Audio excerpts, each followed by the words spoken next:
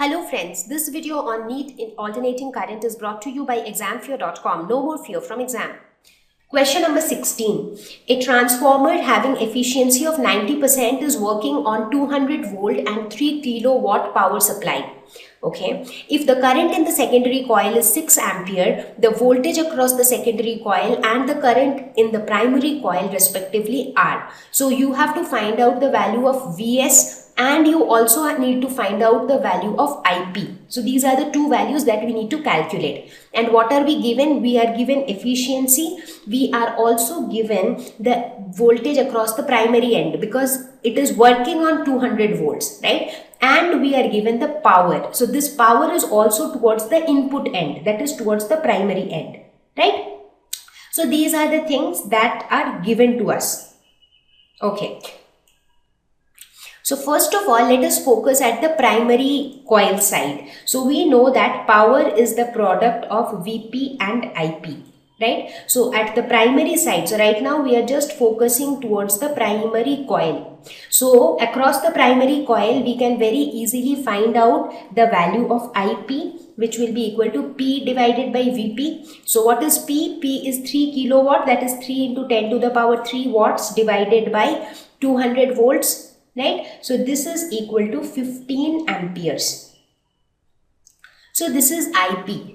So now if you look at these options A, B or C, A, B or D, any of these options can be correct, but C is definitely not correct. So now we have to find out the value of Vs. Okay, so now we will make use of the concept of transformer. So we know that eta is equal to Vs divided by Vp. So eta is given as 90%. So 90 by 100 is equal to Vs divided by Vp. So Vs will be equal to 90 by 100 is basically 0.9 into Vp divided by Is. So let's put the values now. 0.9 into 200 into 15 divided by Is.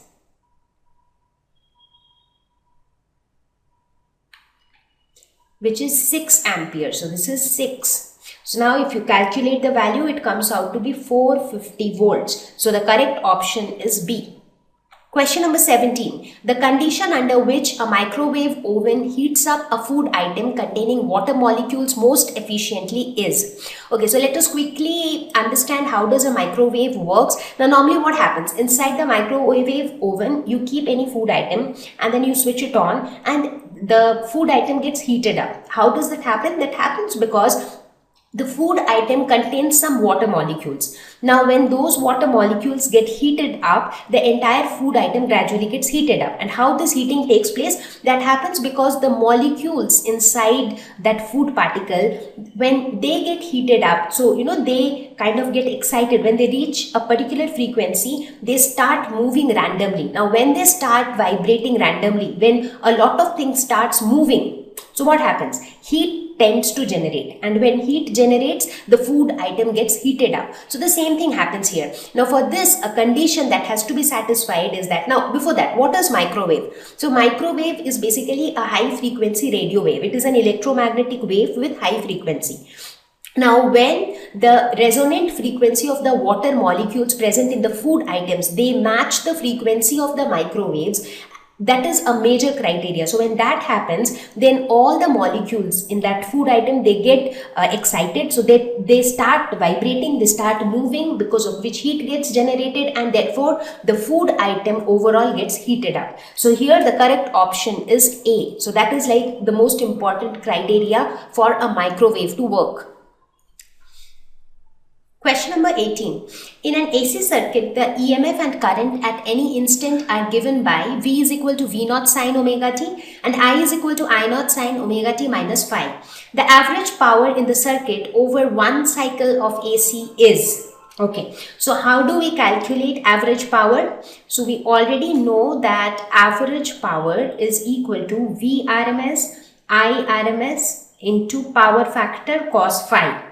Right? So in this case, do we know the values of Vrms and Irms? we do not know exactly, but we know their relationship with the mean values. So Vrms is equal to V naught by root 2.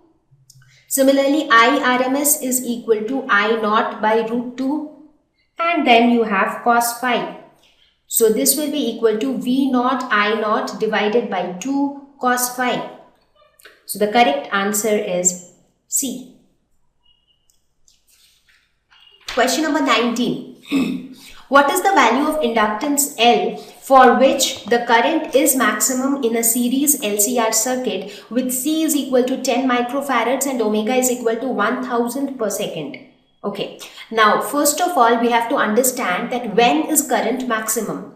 Now when will current be maximum? Now do you remember any such thing which opposes current or which is like enemy of current?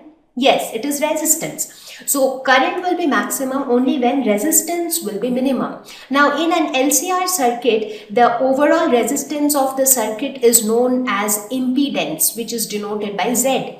So basically for current to be maximum, the condition is that Z should be minimum. And when is Z minimum? Now how do we define Z? So Z is equal to root over R square plus XL minus XC whole square. Now for this value to be minimum, this entire term should be equal to 0. So basically for current to be maximum, XL should be equal to XC, or you can say that omega L should be equal to 1 by omega C. Now we have to find out the value of L. So L will be equal to 1 by omega square C. So omega is already given, which is 1000. So 1000 square into C, which is given as 10 microfarads. So 10 into 10 to the power minus 6 farads. So this comes out to be 100 millihenry. So the correct option is A.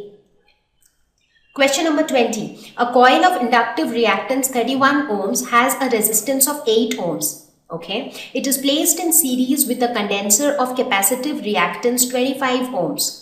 The combination is connected to an AC source of 110 volts. The power factor of the circuit is. So what are the values which are given in this question? So the coil has inductive reactance. That means XL is equal to 31 ohms. Resistance is equal to 8 ohms and capacitive reactance is equal to 25 ohms. So these are the three values which are given here, and we have to find out the power factor. That means we have to find out cos phi.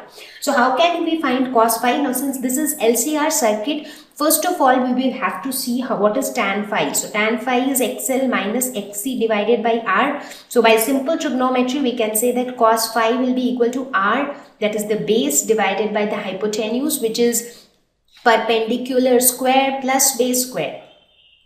So this is cos phi, and this is what we have to find out. Now it's pretty straightforward because we know all the three values R, XL as well as XC. So let us just put the value. So it will be 8 divided by root over, what is XL? XL is given as 31, XC is given as 25, and this entire thing whole square plus R square. So this comes out to be 8 divided by 36 plus 64, which is equal to 8 divided by 10, that is 0.80. So the correct option is C. Question number 21. In a circuit, L, C and R are connected in series with an alternating voltage source of frequency F. The current leads the voltage by 45 degrees. The value of C is, okay. So again we are talking about an LCR circuit where the LCR, they are all connected in series. Now it says that in this circuit current leads voltage by 45 degrees. That means this is the phase difference. So this is the value of phi. So how do we calculate phi in LCR circuit? Tan phi is equal to XL minus XC divided by R. So tan phi is given as 45 degrees. So tan 45 degrees is equal to 1. So this is equal to XL minus XC divided by R. Therefore, we can say XL minus XC is equal to R. So XL is equal to omega L minus 1 by omega C. This is equal to R. So what is omega? Omega is angular frequency. So this is equal to 2 pi f L minus 1 by 2 pi fc. C, this is equal to R. Or we can say that 1 by 2 pi f C is equal to 2 pi f L minus R. Right? So it's just simple mathematics, nothing else. So therefore, what will be C? So C will be equal to 1. So C will be equal to 1 divided by 2 pi f into 2 pi f L minus R. So that is option C. 1 divided by 2 pi f into 2 pi f L minus R. Question number 22. The reactance of a capacitor of capacitance C is X. Okay. If both the frequency and capacitance be doubled, then new reactance will be. So how do we define capacitive reactance? So we know that capacitive reactance is equal to 1 by omega C. So here in case 1, what happens?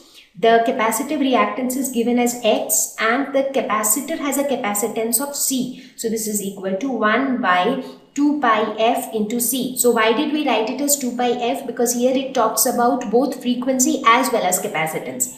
Now what happens in case 2? So in case 2, we are going to have a new reactance because now the frequency has also doubled and the capacitance as well as doubled. So this becomes 2 pi into 2f into 2c. So this is equal to 1 by 4 into 2 pi fc. Now what is 1 by 2 pi fc? 1 by 2 pi fc is basically x. So this will be equal to x divided by 4. So we see that new capacitance will be 1 by 4 times the previous capacitance. So the correct option is D. Question number 23. The primary winding of transformer has 500 turns, whereas its secondary has 5000 turns. So basically, number of turns on the primary is given, number of turns on the secondary is given. The primary is connected to an AC supply of 20 volts, 50 hertz. Okay. So this is the voltage across the primary side and this is the frequency. The secondary will have an output of. Now first of all, please understand that in case of a transformer, the voltage and the current changes. Like depending upon whether it is a step down or a step up transformer, the voltage or the current would increase or decrease accordingly.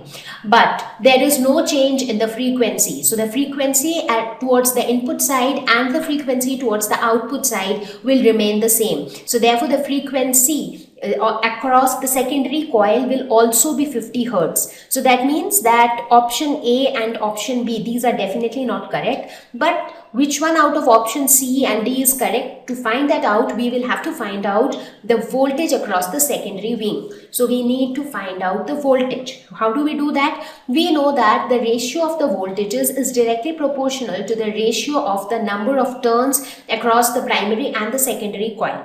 So from this we can say that Vs will be equal to Ns by Np into Vp. So Ns is given as 5000, Np is given as 500 and Vp is given as 20. So we cancel this. So this is equal to 200 volts. So the correct option is D.